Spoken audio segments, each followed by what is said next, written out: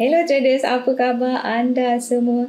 Kita bertemu lagi dalam rancangan YouTube XM Malaysia. Kali ini anda akan bersama dengan saya, Siti Wadni.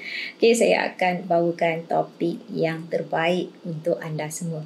Sebelum tu, apa kata anda ringankan tangan anda untuk like dan juga subscribe YouTube channel XM Malaysia.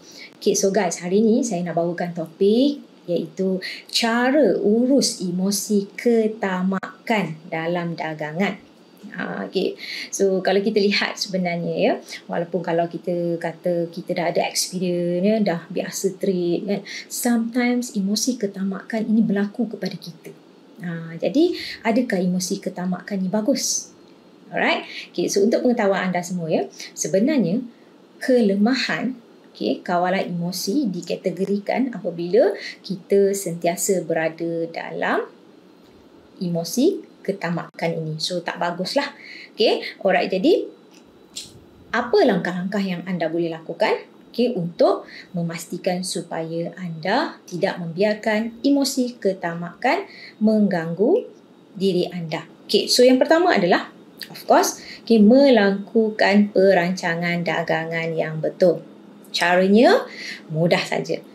Wujudkan pelan dagangan ataupun trading plan.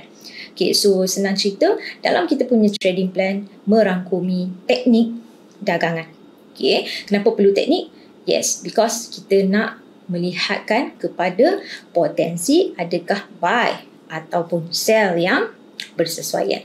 So bila kita ada direction yang bersesuaian, di situ membantu untuk kita fokus kepada direction yang berpotensi sahaja. So secara tidak langsung kita tidak akan melakukan kesilapan berulang kali. Alright. So yang kedua di sini paling penting. Yang kita boleh lihat kenapa emosi ketamakan itu mengawal kita. Di mana disarankan kepada semua untuk membuka posisi dengan lot size yang bersesuaian. Alright, so nak tengok dekat mana? Tengoklah kepada modal anda. Berapa baki kan? Ataupun yang anda buat deposit, berapa baki yang ada lagi? So di situ adalah penentuan untuk kita mengetahui apa lot size yang bersesuaian. Alright, so yang ketiga di sini adalah kita menetapkan sasaran untuk masuk dan keluar daripada pasaran pada masa yang bersesuaian. Ini sangat penting. Sebab tu, sebagai seorang pedagang, kita kena mengetahui apa strategi dagangan kita. Sama ada nak fokus short term ataupun long term.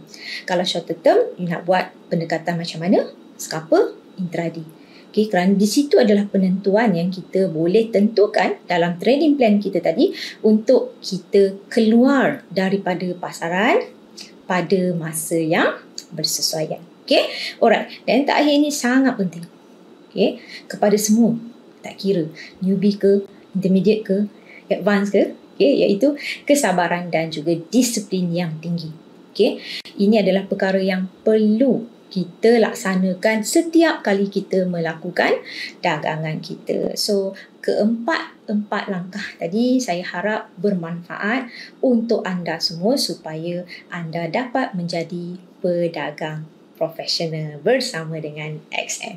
InsyaAllah kita akan berjumpa lagi pada masa akan datang.